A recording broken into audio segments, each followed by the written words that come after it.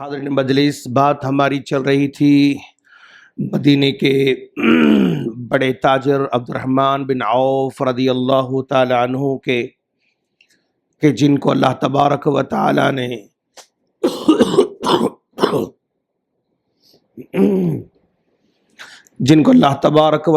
نے بہت بڑا مقام عطا کیا تھا، بہت بڑا رتبہ عطا کیا تھا۔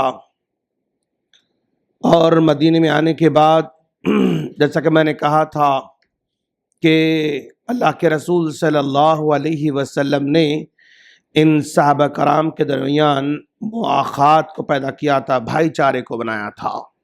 کچھ اسٹریٹجیز ایسے ہوتے ہیں جو تاریخ کو بدل دیتے ہیں، ہسٹری کو بدل دیتے ہیں۔ اللہ کے رسول صلی اللہ علیہ وسلم نے جو فیصلے کیے وہ فیصلے مسلم دنیا کے لیے بہت بڑے کارگر ثابت ہوئے۔ اللہ کے رسول صلی اللہ علیہ وسلم صحابہ کرام کے درمیان آپس میں بھائی چارہ بنا دیا۔ یہ اسٹریٹجی اس سے پہلے دنیا کی تاریخ میں نظر نہیں آتی ہے۔ قبیلے متحد ہوتے ہیں سیاسی طور پر، لیکن یہاں پر مکمل طور پر ایک دوسرے کے ساتھ مواقعات بنانا اس طرح کی ہسٹری میں کہیں نظر نہیں آتا ہے۔ یہ آپ نے سب سے پہلے لے کر آیا، سسٹم بلڈ کیا اللہ کے رسول صلی اللہ علیہ وسلم نے۔ دوسرا سسٹم مسجد بنائی اللہ کے رسول صلی اللہ علیہ وسلم نے، یعنی سارے کے سارے لوگوں کو 5 وقت آپس میں ملنے جلنے کا موقع فراہم کیا۔ جمعہ کے سسٹم میں صحابہ کرام آپس میں پورے کے پورے ملنے جلنے کا سسٹم بنایا، تو 5 وقت لوگ جب ملاقات کریں گے تو ان کا اتحاد، ان کا اتفاق، ان کی محبت ہمیشہ جاری و ساری رہے گی۔ تو مسجد کا سسٹم آپ نے بلڈ کیا۔ تیسرا سسٹم میثاق مدینہ، یعنی مدینہ میں آنے کے بعد اللہ کے رسول صلی اللہ علیہ وسلم نے جو یہودی تھے، بنو قریظہ تھے، ان سے جو ہے اگریمنٹ کیا، بنو نذیر تھا اس سے جو ہے اگریمنٹ کیا، بنو قینقاع ان سے اگریمنٹ کیا، اور کہا کہ دیکھو ہم آپس میں نہیں لڑیں گے۔ یہ میثاق مدینہ کہلاتا ہے، اگریمنٹ، ہم آپس میں نہیں لڑیں گے، اور اگر کوئی باہر سے ہم پر حملہ کرتا ہے تو ہم سب مل کر ان کا دفاع کریں گے۔ ایک معنی میں خیر وہ ان لوگوں نے اس اگریمنٹ کو پورا نہیں کیا، وہ الگ بات ہے، لیکن اللہ کا رسول نے آگے بڑھ کر پہل کی، امن کی، آگے بڑھ کر آپ نے امن کو جو ہے یعنی لانے کی کوشش کی۔ یہ اللہ کے رسول کی بہت ہی کامیاب اسٹریٹجی تھی۔ اور اس کے بعد اللہ کے رسول نے مدینے کے اندر مارکیٹ کی اصلاح کی، مارکیٹ کی اصلاح کی۔ سیرت نگار کہتے ہیں کہ اللہ کے رسول صلی اللہ علیہ وسلم اگر مارکیٹ کی اصلاح کیے بغیر چھوڑ دیتے اپنی حالت پہ، یا جو ایگزسٹنس مارکیٹ ہے اگر اسی پر بھروسہ کر کے خاموش بیٹھے ہوتے، تو مہاجرین اور انصار جو کاروبار کرنا چاہتے تھے وہ اس بڑے مارکیٹ میں آپ جلدی پنپ نہیں سکتے تھے۔ کیوں؟ وہاں پر سود کا چلن ہے، صحابہ کرام یہاں پر جانے کے بعد آگے نہیں بڑھ سکتے تھے۔ وہاں پر دھوکہ بازی ہے، وہاں پر لین دین میں فراڈ ہے، ہر طرح کا فراڈ وہاں پر پایا جا رہا ہے۔ تو آپ نے دیکھا کہ نہیں، اس مارکیٹ میں اگر ہمارے لوگ جائیں گے تو وہ پنپ نہیں سکیں گے، تو آپ نے ایک متبادل مارکیٹ قائم کرنے کی وہاں پر پلاننگ بنائی۔ ایک متبادل مارکیٹ صحابہ کرام کو اللہ کے رسول نے پرووائیڈ کیا، جہاں پر آپ نے اصول لگائے کہ یہاں پر سودی لین دین حرام ہوگا، یہاں پر کوئی سودی لین دین نہیں ہوگا اس مارکیٹ کے اندر۔ یہ ہمارا مارکیٹ ایسا ہوگا جس میں من غشنا فلیس منا، یہاں پر کسی قسم کا دھوکہ نہیں ہوگا۔ اللہ کے رسول نے مارکیٹ میں سسٹم لے کر آیا، اور ہمارا مارکیٹ ایسا ہوگا جس میں ذخیرہ اندوزی کر کے مال جمع کر کے، مطلب مصنوعی طور پر ریٹ نہیں بڑھایا جائے گا۔ یعنی مارکیٹ میں کسی چیز کو مطلب سٹور کر کے مارکیٹ میں وہ چیز غائب ہو جاتی ہے، اویلیبلٹی کم ہو جاتی ہے تو ریٹ بڑھا جاتا ہے، اور ریٹ بڑھا کے پھر سامان کو باہر لایا جاتا ہے۔ تو یہ اس کو اسلام میں احتکار کہا جاتا ہے، اور اسلام میں احتکار حرام ہے۔ ریٹ بڑھانے کے لیے مارکیٹ سے چیز کو خرید کے غائب کیا جائے، اور وہاں پر جب اویلیبلٹی نہیں ہوگی، سپلائی نہیں ہوگا تو ڈیمانڈ بڑھے گا، اور ڈیمانڈ بڑھے گا تو ریٹ بڑھ جائے گا، اس کے بعد سامان باہر لا کر بیچنا اسلام میں جائز نہیں۔ اللہ کا رسول نے اس مارکیٹ میں آپ نے سسٹم قائم کیا، سود کے بارے میں، دھوکے بازی کے بارے میں احتکار سسٹم بلڈ کیا، تو وہاں سے متبادل مارکیٹ وہاں پر آگے بڑھتا گیا، جس کی وجہ سے صحابہ کرام کی تجارت تیزی سے آگے بڑھی۔ اور صحابہ کرام کی تجارت تیزی سے آگے بڑھنے کی وجہ سے بس عبد الرحمن عوف رضی اللہ تعالیٰ عنہ آئے اور چند ہی دن میں آپ نے نکاح کیا. اور نکاح کرنے کے بعد دیکھے کہ بھئی اللہ کے رسول کو تو اس میں دعوت نہیں دی گئی تھی، لیکن کچھ کپڑے، کچھ جو ہے چال ڈھال بدلی ہوئی ہے. اللہ کے رسول مجھے عبد الرحمن کیا آپ نے نکاح کیا ہے؟ ہاں اللہ کے رسول نے نکاح کیا ہے، میں نے نکاح کیا ہے. اچھا تم نے کیا مہر دیا؟ کیا مہر دے تم نے؟ تو اللہ کے رسول میں نے کھجور کے گھٹلی کے برابر میں نے سونا دیا ہے. میں نے کھجور کے گھٹلی کے برابر میں نے مہر میں سونا دیا ہے. اب ذرا اندازہ لگائیں آپ، ابھی آ کے مطلب تھوڑا ہی عرصہ ہوا، اس تھوڑے عرصے میں صحابی اپنی تجارت میں ایسے تیزی سے آگے بڑھ رہے ہیں، اور آگے بڑھنے کے بعد آپ جو ہے مارکیٹ کو اوپر لے کر جا رہے ہیں، اور وہاں پر یعنی اسی مطلب مارکیٹ میں عثمان غنی رضی اللہ تعالی سے اور ایک ٹائکون ہے، بزنس ٹائکون. اب دونوں کو جب ہم کمپیر کر کے دیکھتے ہیں تو مطلب سیرت میں محسوس ہوتا ہے کہ ایک طرف عثمان غنی رضی اللہ تعالیٰ عنہ، ایک طرف عبد الرحمن عوف رضی اللہ تعالیٰ عنہ. لیکن کاروبار کے اعتبار سے اگر ہم نے دیکھا تو عثمان غنی رضی اللہ تعالیٰ عنہ مکے سے تھوڑا سامان لے کر آنے کا موقع ملا تھا، ان کو اپنی پراپرٹی، اپنی جو ہے تجارت کے سامان کو لانے کا موقع ملا تھا. لیکن عبد الرحمن عوف کو بالکل نہیں ملا تھا، زیرو لیول سے آ کر انہوں نے کاروبار شروع کیا تھا. لیکن ٹھیک ہے ان کے پاس مال تھا، وہ بھی کاروبار کر رہے ہیں، یہ بھی کاروبار کر رہے ہیں، لیکن کاروبار کے پھیلنے کے اعتبار سے جو ہمیں ایویڈنس مل رہے ہیں وہ عبد الرحمن عوف رضی اللہ تعالیٰ کو زیادہ مل رہے ہیں. کچھ نہیں تھا ان کے پاس. اور عثمان غنی کا نام اتنا فیمس کیوں ہے؟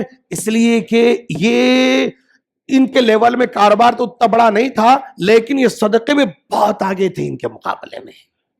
صدقہ جو میں نے آخری جو ہے عبد الرحمن عوف رضی اللہ عنہ کے سسٹم کا آخری جو مطلب یہ تھا صدقہ، یہ صدقہ عبداللہ کے رسول اعلان کر رہے ہیں کہ بھائی کون ہے جو اس مسجد کی جو ہے توسیع میں ہیلپ کرنے والا ہو؟ عثمان غنی کہ اللہ کے رسول میں کھڑا ہوں گا.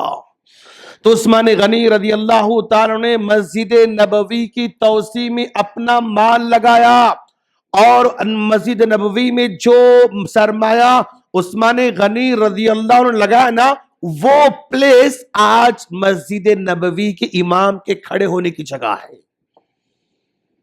مسجد نبوی میں جو امام آج کھڑے ہو کے نماز پڑھتے ہیں، وہ مصلی، وہ پلیس عثمان غنی رضی اللہ عنہ کے وقف کردہ مال کا ہے. ماشاءاللہ صدقہ جاریہ. کون ہے جو مدینے کے لوگ پیاسے ہیں ان کو پانی پلانے والا؟ عثمان غنی. اللہ کے رسول میں جو ہے پانی پلاؤں گا. کیسے؟ یہ یہودی کے پاس جاؤ، وہ یہودی جو ہے پانی بیچ رہا ہے، مسلمان پریشان ہے، اس کے پاس جا کر کنواں خریدنے کی کوشش کی، لیکن آدھا کنواں اس نے بیچا. ٹھیک ہے، آدھا کنواں بھی اس نے 12,000 درہم میں بیچا. یعنی اس وقت کی سب سے مہنگا سودا تھا وہ. 12,000 درہم میں عثمان غنی رضی اللہ عنہ نے خریدا. لیکن آپ نے اعلان یہ کیا، اس نے یہودی نے کہا تھا ایک دن تم پانی لوگے، ایک دن ہم پانی لیں گے. Okay agree. لیکن عثمان غنی رضی اللہ عنہ کی باری آ جاتی تھی نا، سب کو آپ نے فری کر دیا کہ مسلمانوں، غیر مسلموں، یہودی، عیسائی، جو چاہے پانی لے، سب فری میں پانی لے. ابھی دوسرے دن بیچنے بیٹھا ہوا ہے. یہودی پانی بیچ کے کمانا چاہتا ہے. جب ان کی باری میں سب لوگ فری میں لے کر جا رہے ہیں تو اس کے دن آرنج نہیں، کوئی بھی مطلب پورا پانی سٹاک کر لے رہے وہ لوگ. کل دوسرے دن پانی خریدنے کی جا رہے نہیں، مجبور ہو کر اس نے کہا عثمان اور بھی تم پورا خرید لو. تو آپ نے کل 12 اور 8,000 درہم 20,000 درہم دے کر مکمل کنواں مسلمانوں کے حوالے کرتے ہیں. اور جو کنواں عثمان غنی رضی اللہ عنہ نے وقف کیا تھا، وہاں کے یعنی اسکالرز، وہاں کے اسکالر جنہوں نے صحابہ کرام پر پی ایچ ڈی کر رکھی ہے اور مدینے کی ہسٹری پر پی ایچ ڈی کر رکھی ہے، ان سے میں نے ڈسکس کیا تو مجھے پتا چلا آج بھی وہ کنواں جاری ہے. آج بھی عثمان غنی رضی اللہ عنہ کا کنواں بئر روما جس کو کہا جاتا ہے، وہ آج بھی جاری و ساری ہے. صدقہ جاریہ. اور اس کے اطراف میں یعنی اس پانی کو سیراب کر کے اطراف پہ باغیچہ بنایا گیا، اور وہ باغیچہ آج بھی یعنی عثمان غنی رضی اللہ عنہ کے نام پہ چل رہا ہے،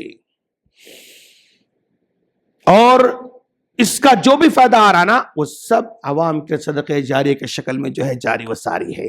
اس میں کچھ لوگ یہ بھی کہتے ہیں کہ وہ عثمان غنی رضی اللہ عنہ کے نام پہ اکاؤنٹ چل رہا ہے، وہ صحیح نہیں ہے، غلط بات ہے۔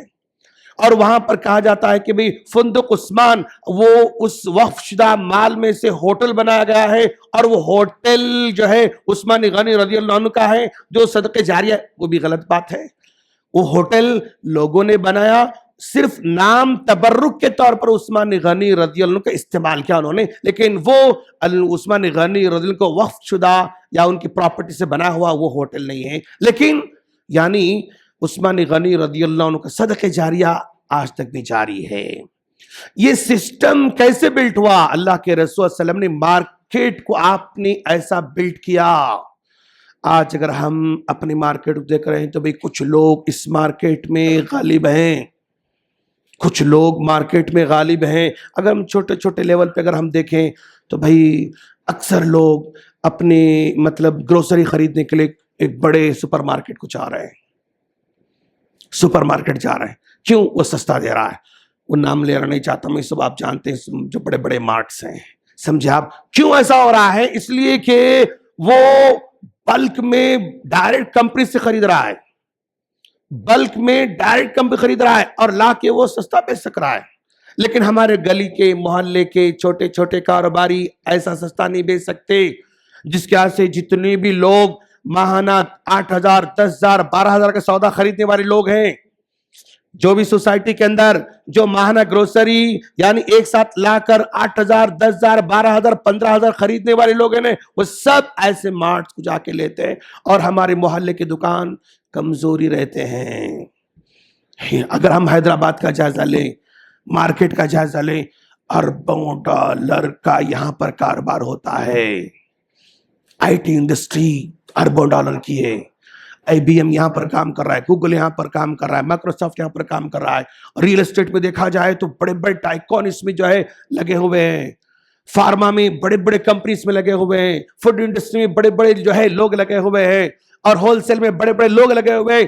یہ اگر مسلمان چھوٹے چھوٹے چھوٹے چھوٹے کاروبار میں بٹے ہوئے رہیں گے تو یہ ہمیشہ یہ 1-2 روم کے دکان والے ہی رہیں گے۔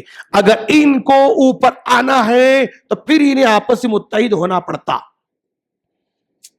شیخ یہ دور میں متحد ہونا پاسبل نہیں ہے، ہاں مشکل ہے، ریئل میں مشکل ہے۔ تو کیوں؟ وہ سسٹم بلٹ نہیں کر سک رہے ہیں۔ جو سسٹم بلٹ ہونا وہ سسٹم بلٹ نہیں، اس لیے کیسا بھائی کیسے متحد ہوں گے؟ مثال کے طور پر 100 کران دکان والے، 100 تاجر مل کے آپس میں اگر ایک کمیٹی بنائیں، بھائی ہم یہ پورے کے 100 کے 100 مل کے ہم بھی کمپنی سے خریدیں گے، اور وہ جو بڑا مارٹ والا کمپنی سے لے رہا ہے نا، ہم 100 لوگ جا کر اس سے ڈائریکٹ لیں گے، اور یہ ہمارا ویئر ہاؤس ہوگا، یہ ہمارا سسٹم ہوگا، یہ ہمارا ٹرانسفرنسی رہے گی، یہ ہمارا فلا رہے گا، ہم سب یہاں پر ڈیوائیڈ کر لیں گے اور سسٹم کے مطابق ہم بھی کاروبار کریں گے۔ تو پاسبلٹی ہے، ممکن ہے، لیکن یہ آپس میں پہلے ایسے ملنا، یہ مل کے ایک سسٹم بلڈ کرنا، ٹرسٹ بلڈ کرنا، بھروسہ لانا، ایک ایسا جو ہے سسٹم لے کر آئیں گے تو ممکن ہے آکے 10 سال 15 سال 20 سال 25 سال کے بعد یہ لوگ بھی اوپر آ سکتے ہیں۔ جلدی نہیں ہوتا کوئی بھی کام، لیکن بھروسہ رکھنا پڑتا، ٹائم لگانا پڑتا، محنت لگانا پڑتا، وقت لگانا پڑتا، ایکسپرٹ اس میں اپنے آپ کو وقف کرنا پڑتا۔ ہو سکتا ہے پاسبل، کیوں؟ وہاں پر اللہ کے رسول کے دور میں ایسا ہوا، اللہ کے رسول کے صحابہ کے زمانے میں یہودیوں کا مارکیٹ ڈاؤن ہوا، یہودیوں کا مارکیٹ مدینے میں ڈاؤن ہوا۔ کیوں؟ اللہ کے رسول متبادل آپ نے سٹرکچر کھڑا کیا، متبادل سٹرکچر آپ نے کھڑا کیا، تو صحابہ کرام کو آپ نے وہ سسٹم دیا، اور صحابہ کرام اس پر چلتے رہے اور دنیا کے بڑے تاجر کہلائے۔ اگر ایسا ہو تو ممکن ہے انشاءاللہ۔